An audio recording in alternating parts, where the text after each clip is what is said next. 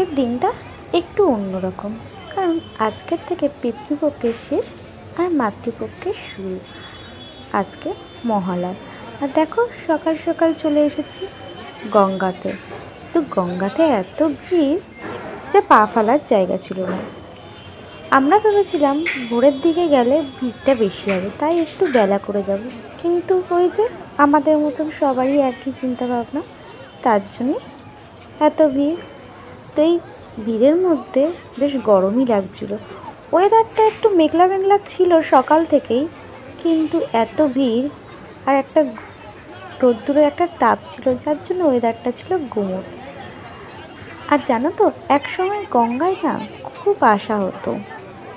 তখন তাতানেরও স্কুল নতুন নতুন স্কুলে ভর্তি হয়েছে, আর স্কুলে 1 থেকে 1.5 ঘন্টা ক্লাস হতো। তাই ওকে স্কুলে ঢুকিয়ে আমরা চলে আসতাম গঙ্গায় চা খেতে। এই যে বিয়ের আগে অনেকে গঙ্গায় বসে প্রেম করে, কিন্তু আমাদের সেটা হয়নি বলে আমরা বিয়ের পরেই, তাতান হওয়ার পরেই সেই সময়টা উপভোগ করেছি। তো কিছুক্ষণ চাটা খেয়ে আবার ওর স্কুলের শেষ হয়ে গেলে ওকে নিয়ে একেবারে বাড়ি ফিরতাম। তাই আজকে গিয়ে সেই সময়টা, সেই দিনগুলোর কথা মনে পড়ছে। এখন তো আমি তাতানকে দিতেও যাই না, নিতেও যাই না, তাই এখন আর খুব একটা গঙ্গায় যাওয়া হয় না। আজকে এসেছিলাম আমরা মূলত ঘুরতে, আর সুরদা এসেছিল তর্পণ করতে। তো তারপর সুরদা এখানে তর্পণ করছে। তো আমাদের আর একটাও কারণ ছিল আজকে আসার, কারণ আজকে শ্যামবাজার আদি হরলাল যে দোকানটা আছে না, ওখানে ভেবেছিলাম আজকে সকালের টিফিনটা করব।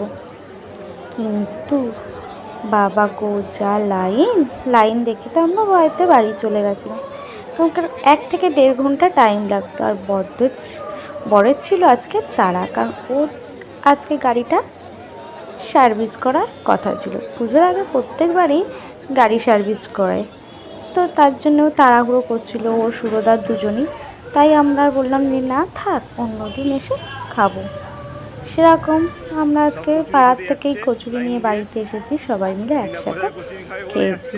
তো দেখতে পাবে এক্ষুনি কত ভিড়।